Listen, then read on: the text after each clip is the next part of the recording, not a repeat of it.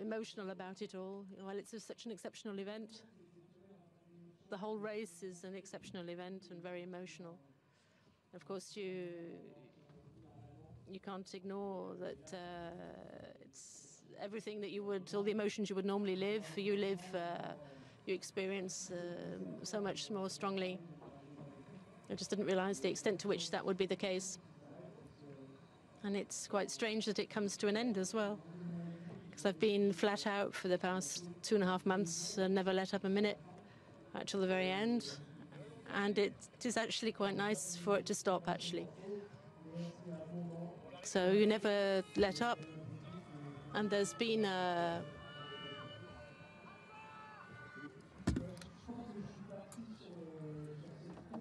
Yeah, I set out on the race, not necessarily to win, because, I mean, you go to win with that in mind. But it's not the primary objective. What I really wanted to do was sail a good race.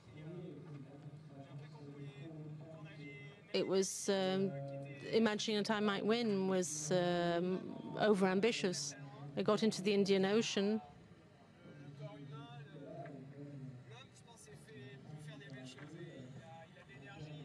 Jean-Pierre was just a little bit behind, and I've been sailing for a month, and we kind of realized that I was doing well, and that it could actually, the winning was even conceivable.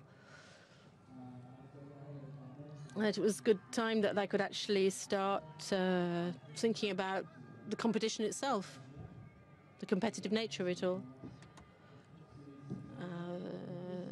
Thank you to everybody, really, and to...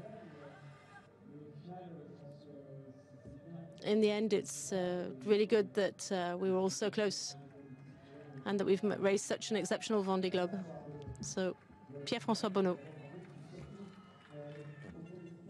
When you think of it, since the start of the Figaro race, it's quite an incredible...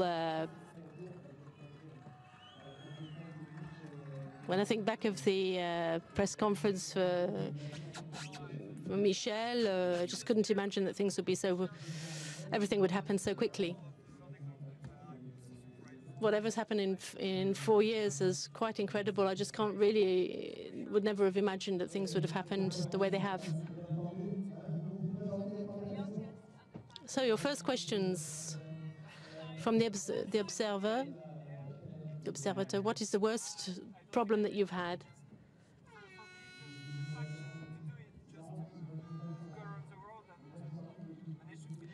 Well, it's very difficult. I'd have to kind of really sit down and think about what were the best and the worst moments. I'm not sure I can really do that quite yet. So difficult about the Vendée Globe is there's not just one problem.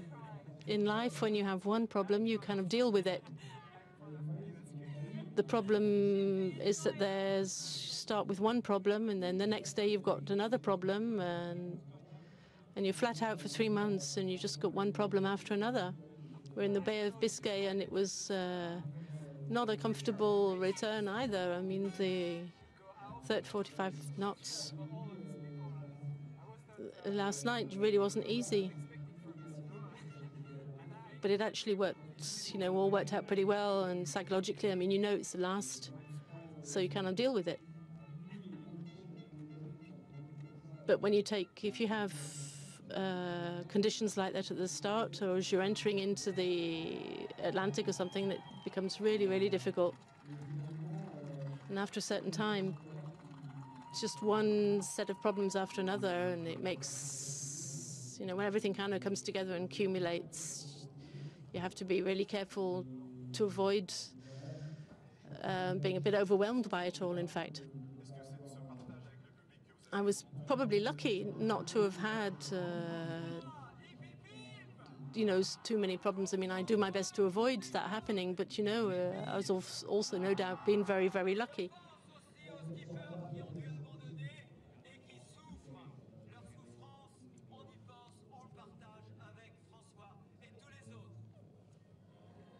François Gabart, premier vainqueur en skipper qui sont ici, Titouan Lamassou, Alain Gauthier, Michel Desjoyaux et beaucoup d'autres. Pour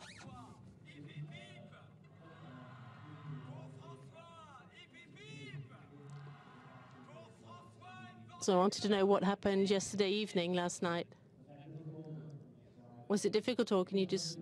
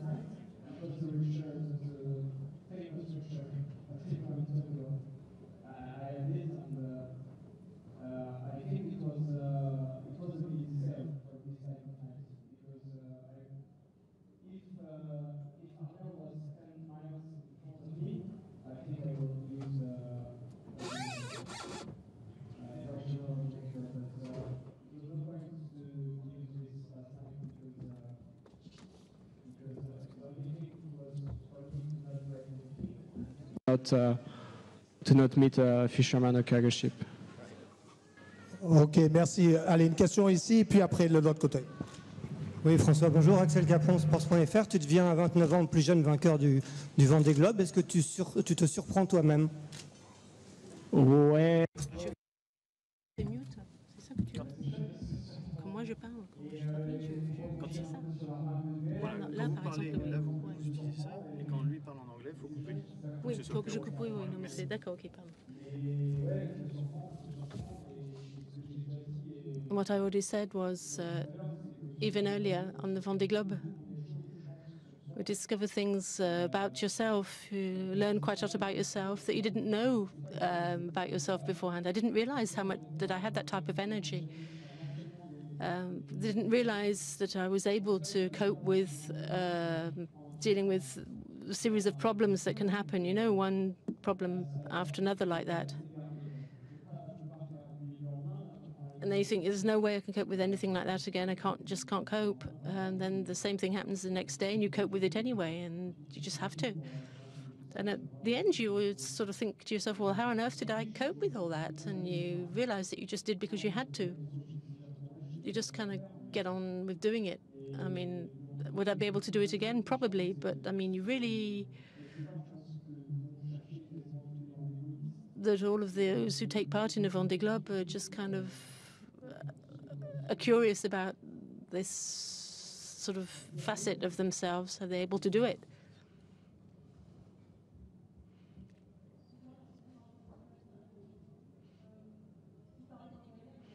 You were talking about problems. Of course, there are problems all the time, obviously. You didn't really explain an awful lot about the problems that you had throughout the race. We didn't have much information about problems you might have had. Did you keep secret from us? Or did you have any technical problems on your boat? Had you kept it to yourself or something? Well, I've had a few problems, yeah. The biggest problem I had, yeah, to start with anyway, was fifth or sixth day into the race. I had a bit of a problem with the engine. Bernard had gone over the ridge into Madeira. I had problems with the engine and the water makers, the hydro generators. Sorry. When you set out on the Vendée Globe, you need a backup system for your energy, and if your backup lets you down from the fifth day, you get a little bit worried. I had engine problems, yeah. The same problem practically that we had on the Jacques Fabre more recently. And we had problems with that too, which was out. We had the kind of oil and water that gets into the engine in places where it shouldn't, and it kind of makes a mayonnaise type of mixture. I mean, it causes pretty tough problems. I had problems last year, and we said this time round, are we going to have an fuel injection pump? And we said, well, no, it's just a bit more complicated. So in Costa Rica, things were fine, you know. what sort of oil do we need to sort things out. Well, after 3 weeks into the race, it could cause problems, and we didn't have a spare injection pump, and if you have to repair it, it's complicated. If you have a spare one, I mean, it's all sorts of decisions to make and things to think about beforehand. So it was the first problem we had was with the engine. It did actually take quite a bit of time to get it sorted out, but I managed. It's quite strange because I realized just after this first problem, when you've actually managed to sort a problem out, you actually feel quite not just pleased about it, but you feel all the stronger for it. Okay, if ever I've got if the same problem arises a couple of weeks from now, well, I'll know how to handle it. You know, if I have to cope with things, you don't look for problems, but you do realize that each time there is one, you just kind of come through it because you have to. You have no choice. You just kind of get on with it. And it's a really nice feeling to realize that you don't know what the problems are going to be and that you have to, and you do sort them out. So I have had quite a few problems to sort out throughout the race, and I just never gave up, basically.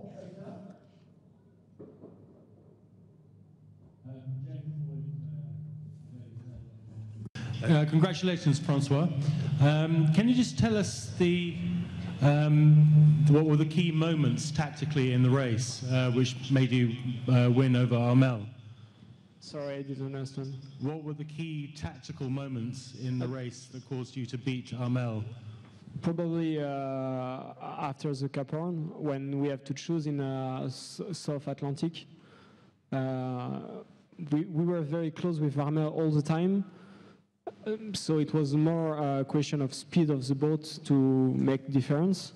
But after Cap Horn, we just make two different choices, and I'm lucky to be the one who chose a good one. And after we had 100 or 200 miles between the two boats, and the race was not the same. So for sure, with Armel, everything happened at this timing.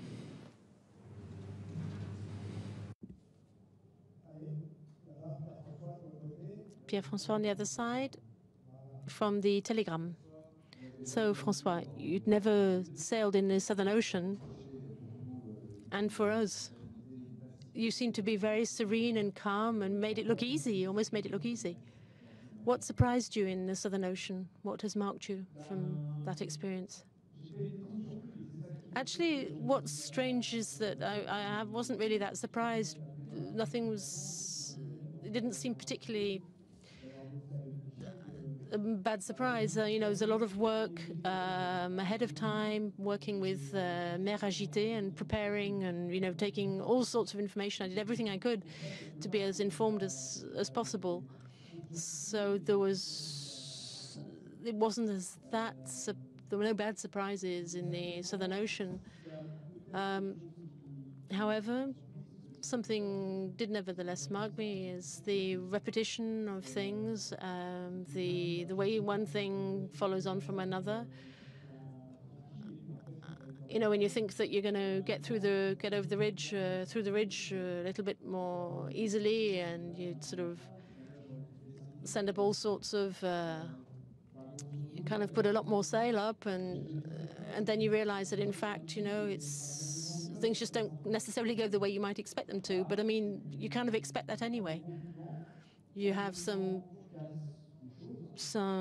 really kind of strong winds. Sometimes things break and you can't do anything about it at the time. You're going so fast, you can't kind of fix your boat and twiddle about with things. Boat moves about so much, it's extremely uncomfortable. You can kind of watch all the figures, kind of check your screens and things and make sure that everything seems to be all right or not. That you kind of keep going. You kind of make a note of what's broken and what's not going that well. And as soon as the wind lightens up a bit, that's when you set to work and be ready for the next sort of heavy, strong winds that come in. And it's just that one after another, succession of events in that sort of way. you can almost rest at sometimes as soon as the wind, you imagine that, okay, the wind is lightening up a bit, so we'll be able to rest. And in fact, that you can't. It's the only time, it's the moment when you need to actually spring into action and actually start repairing and checking things over. Oprah Winfrey. I would like to know what sort of project other than adrenaline you use to keep your energy going throughout the race. What substances I use, is that it? Yeah, well, you know, I've used, yeah, sure, there's a lot of adrenaline in it, is involved. What else? Well, I don't know really. I don't know how to explain it. I think passion for it is perhaps not the right word. I've been fascinated by the Vendée Globe race ever since I've known about it. And I think that's just kind of pushed me on all the time. It made me do things and react and keep moving forwards and keep going. From the Belgian journal newspaper Le Soir, one question. You seem to leave a little bit of doubt about coming back or not. Is it because you need to digest your victory before making a decision, or do you think you're not thinking about a second time, or is it because you've just done so well this first time around? Sorry, I really can't hear you very, very well. Maybe I'm not able to hear very well. Do you mean that are you actually asking whether I'm ready to go around, take part in another Vendée Globe? No idea. I don't know. I need a little bit of time to think about it, of course. Need to take maybe a couple of nights' sleep and think about it a couple of seconds. You know, I remember the press conference 4 years ago with Michel Desjoyaux, and anybody would have asked me to go. 4 years ago, even if it was in a dinghy, I mean, I'd have sailed around in a dinghy, you know, I mean, I'd have done anything. It was yes, yes, yes. Now, I say it certainly won't do it again in any conditions, not just at any price. Yes, you have the desire to go, but if you don't have the desire to go and take part, and I mean, there's no point. It's a real punishment. It's very, very hard, and you really just need extreme motivation to do it. If you're not sure about it, if you doubt about the emotion and your desire to go and do it and to take part and give it all you've got, then you shouldn't cross the starting line.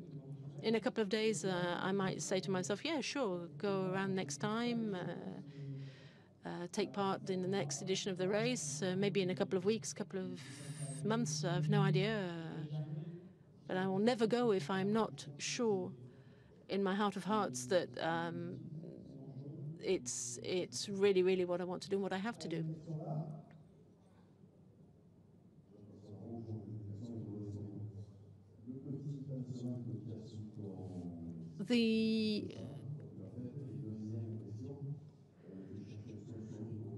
You're looking for sponsorship for socks? It was in a small room just on the side, and we had, why did you... So the question was about, saw him having a blood test at the start and a blood test when they arrive at the finished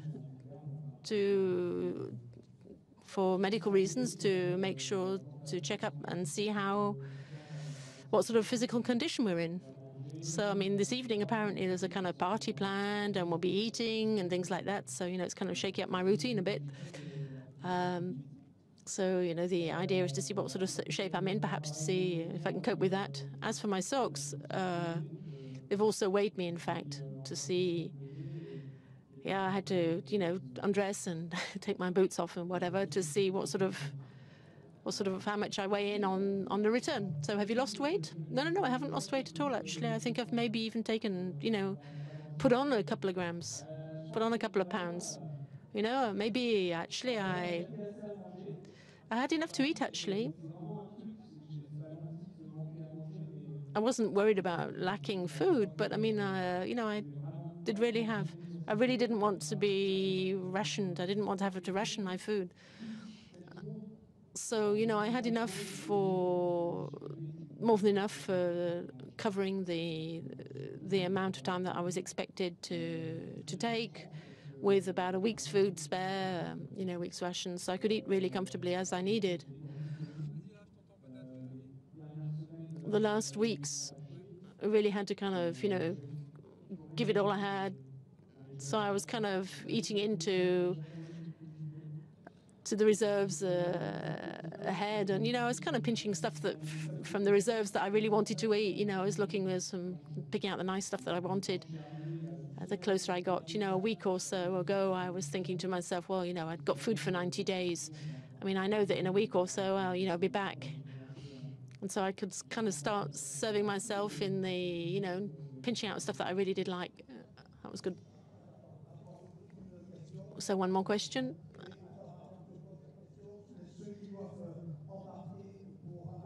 Just a quick word for those who need to get onto a boat for Armel crossing the line. It's time to go now. You talked about your boat.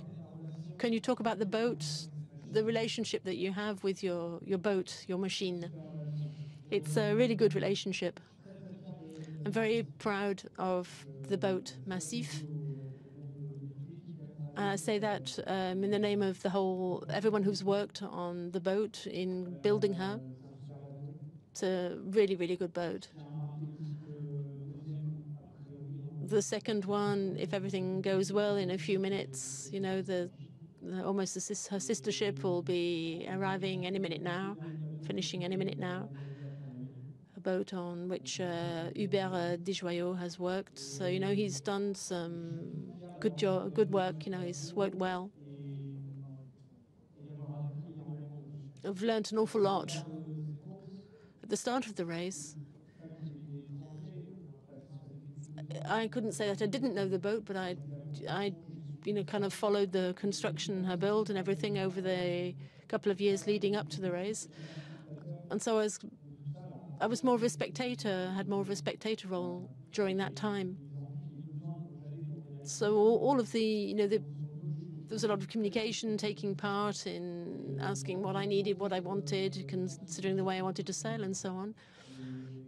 But I still nevertheless outside and a sort of spectator. But as soon as you start the race, you're really into the race. You're at one with the boat, and you have to listen to what the boat tells you, pick up on what the information, the kind of feedback that you get from the boat, and respect and be aware of that. I mean, I'm an engineer by, you know, qualification and training. And so, you know, I'm kind of be able to building a boat for this type of race and then actually live with such a wonderful boat on such a race like this. It really is quite incredible. Two questions. The canal this afternoon was an extraordinary experience to watch, but unimaginable to how you must have felt. How did you feel? And the second question, your family have been so generous with their time, particularly your sister Alice. How often did you speak to Alice and your family on the race? I will start with the second one because I didn't understand anything of the first one. The second one, I didn't talk so much with my family. With my girlfriend and my son, we have, I don't know, maybe one phone call a week. I think a little bit more at the end of the race, but on the start, maybe once a week. A lot of mails. It was a little bit one-way mails because it's so difficult on the boat with moving all the time to write something. But I was very happy to read the mails I received.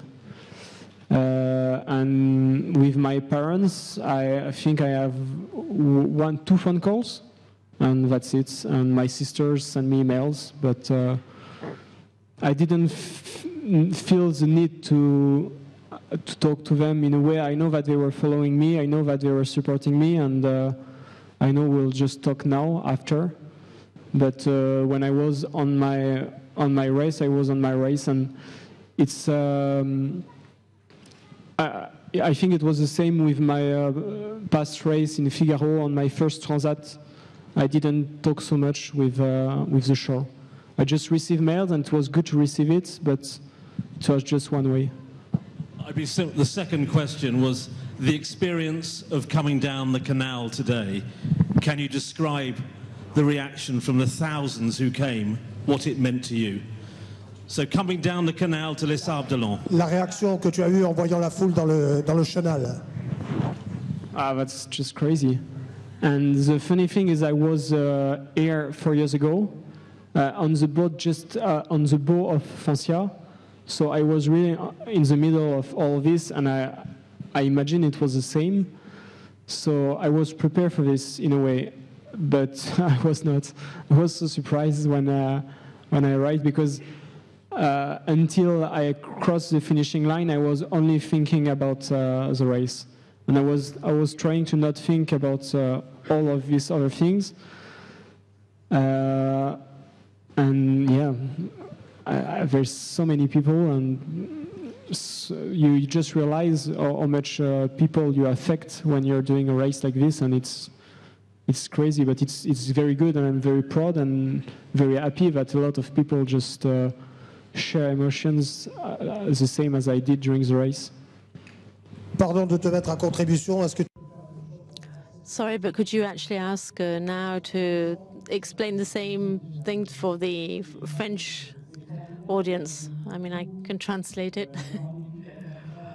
It's just saying that it was quite incredible. It's one thing to live the experience 4 years ago off the bow of Foncia, and now I was sort of very, very surprised. Just didn't expect. Really wasn't thinking about the channel, the coming back into the harbor, into the marina there over the past couple of days. It's really an extraordinary experience. There's an awful lot of people. I just really didn't realize how many people kind of dreamed along with us and really kept an eye and followed the race with so much enthusiasm. If there wasn't all that, I just realized how crazy we are, perhaps, and we learn a lot. What we actually do is really crazy, and when you see the sort of reception that you get when you come back, you think to yourself, well, maybe actually it does serve a useful purpose. So many people just kind of support what we do.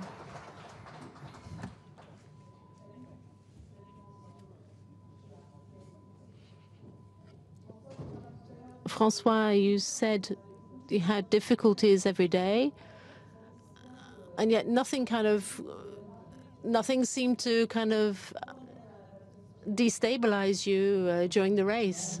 It's very funny, because at the start of the race, 4 years ago, Mich was here, and I wasn't really convinced I was going to do the same thing. I really didn't know. I was saying to myself that, well, no, I don't communicate in the same way. I'm rather spontaneous, share what I live, what I'm experiencing, and so on, share the experiences with sailing, but generally I share. Then we had the engine problem after the end of the first week.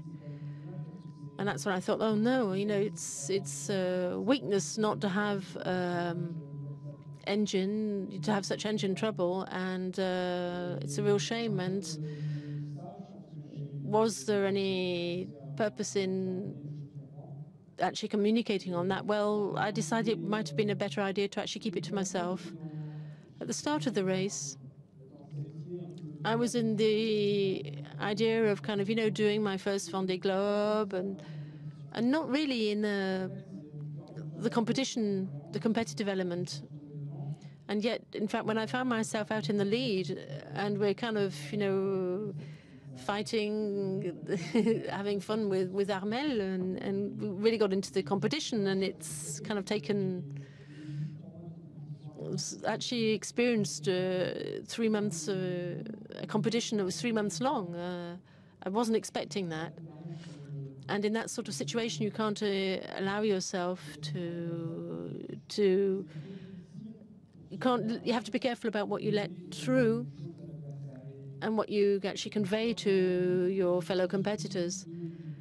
And even if you have certain suspicions about and ideas about what might be going on, when you consider how the other boats are and certain decisions they make, you try and make certain decisions and, conclusions, and then you see one of them coming back, coming closer in, and so on. Well, it's quite hard to think about it. So, maybe a couple of years later, he might have had a problem, or he might have had something that was, something could happen that make him come out into the ahead and so on. So, well, it's not an easy.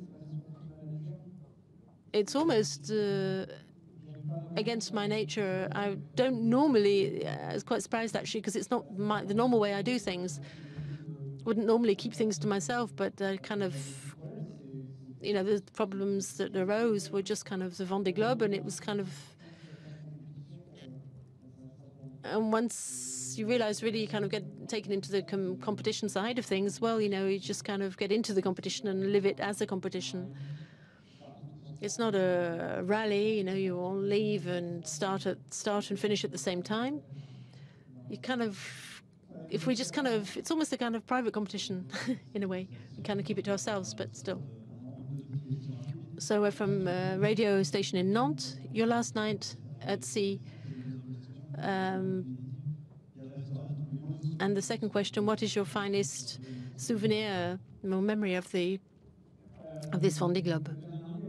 The last night was very, very difficult. Actually, really difficult, really tough. The sailing conditions were very difficult, and you know that there's a possibility. I mean, it sounds stupid, but you know that you can lose everything, and so it's quite a complicated thing to experience. Actually, you want to be flat out, giving it all you've got, and yet you don't want to take any risk. You've got 40 knots of wind. Had my reacher up, and it's an easier sail compared to the sort of conditions that I had. But you're still out there in 40 knots, and you have to be really careful. And you kind of start surfing at 30 knots. I tried to kind of lift the foot off the accelerator a little bit last night, but you have some waves that kind of take you, and you've got no handbrake. You just kind of take off on your surfs, and in the middle of shipping and fishing vessels, and it's really dark. You can't see where you're going. At one particular point, we have the AIS, which enables us to detect the presence of other craft in the area, the vessels in the area around us. It's quite easy to. And when you go through the shipping lanes and so on, the cargo shipping lanes,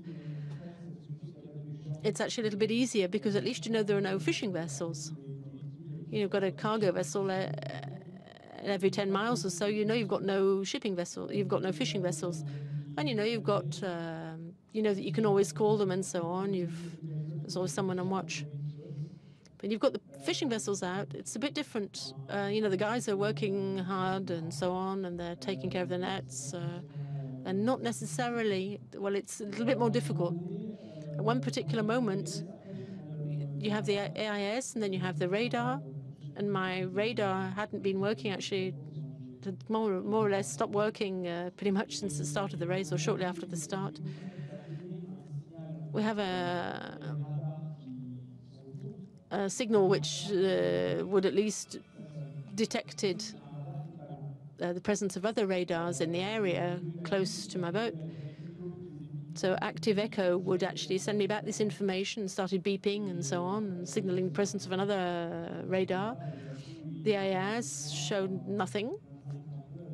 29, 25, 30 knots, you kind of go out and have a look and see what you can see. And of course, you can't see anything anyway. Spend an hour and a half outside, up on deck, having a look around, ready to kind of to react really quickly. It's quite a stressful sort of situation to experience. Quick question from Anouk. And Armel is arriving shortly, so Armel is on his way. He'll be on the line, crossing the line fairly shortly. So what are you'll probably be going out to see him. What are you going to be saying to him? Well, I'll say thank you, first of all. Thank you for having made me experience this race this way. Without him, it would not have been the race it has been. And thank you also for having remained behind.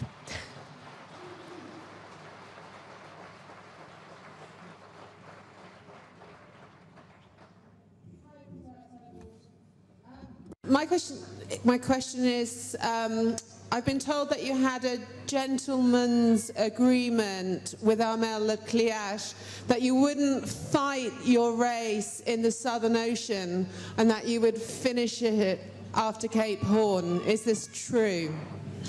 Not really. No agreements.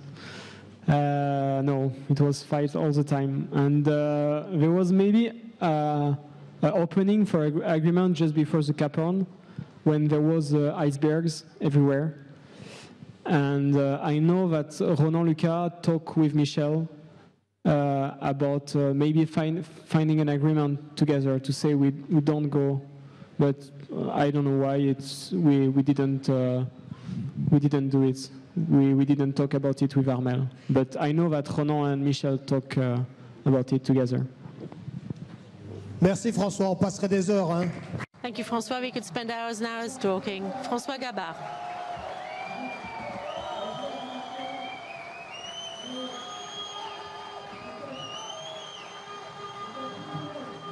It's a privilege. François Gabart, thank you very much. MACIF.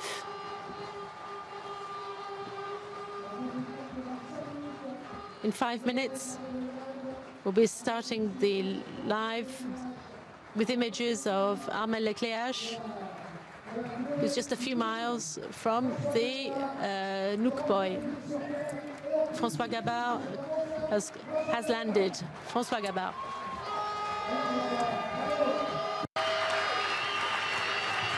Bravo François.